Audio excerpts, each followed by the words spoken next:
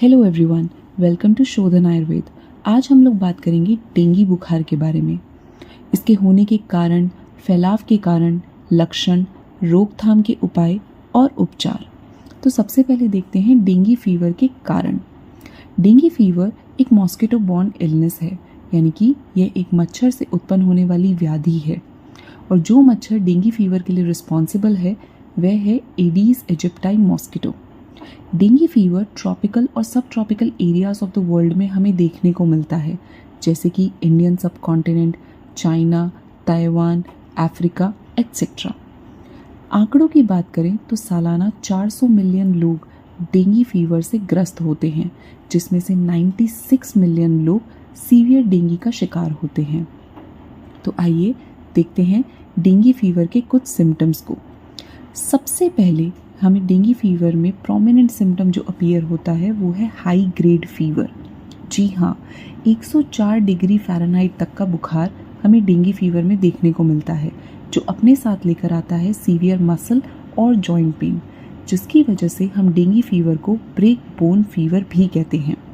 इसके अलावा headache, nausea, vomiting, आँखों के पीछे दर्द होना, ग्लैंड्स में सूजन, ऐसी काफ़ी सारे सिम्टम्स हमें देखने को मिलते हैं।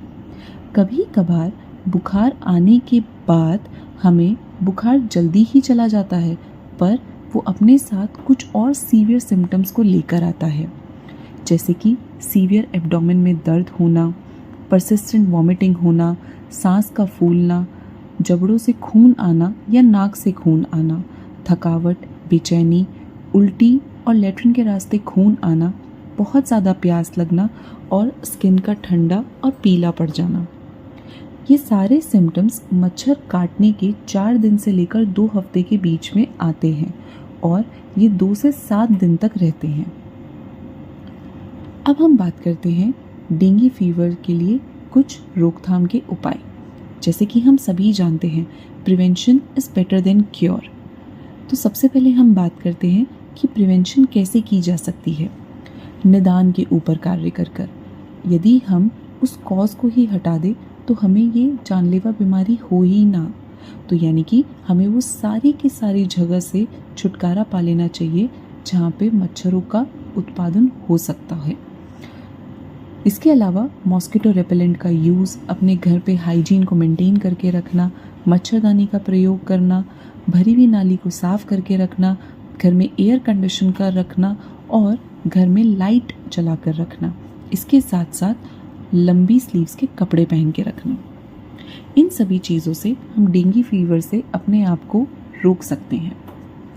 डेंगू फीवर यदि फिर भी आता है तो हमें सिम्टोमेटिक ट्रीटमेंट को फॉलो करना होता है, पर under the guidance of your physician.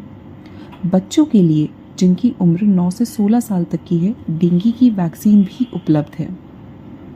अब हम बात करते हैं शोधन आयुर्वेद द्वारा प्रदान करे हुए कुछ आयुर्वेदीय उपचार।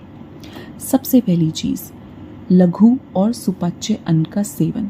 हमें वैसा खाना खाना चाहिए जो बहुत इजीली डाइजेस्टेबल हो और बॉडी के लिए लाइट हो। इसके अलावा एक प्रॉपर साउंड स्लीप भी नेसेसरी है। अगर हम बात करें कुछ डिकॉक्शंस की, तो 2 ग्राम शुंठी को हम 5 ग्राम गिलोय, जो कि इन्फ्यूज़ करके रखा हुआ है 100 ml वाटर में, उसका सेवन अगर हम कराएं बच्चों को जिनकी उम्र 6 से 12 साल तक की है उनको आधा चम्मच, और जिनकी उम्र 6 साल तक की है उन्हें 1/4 चम्मच।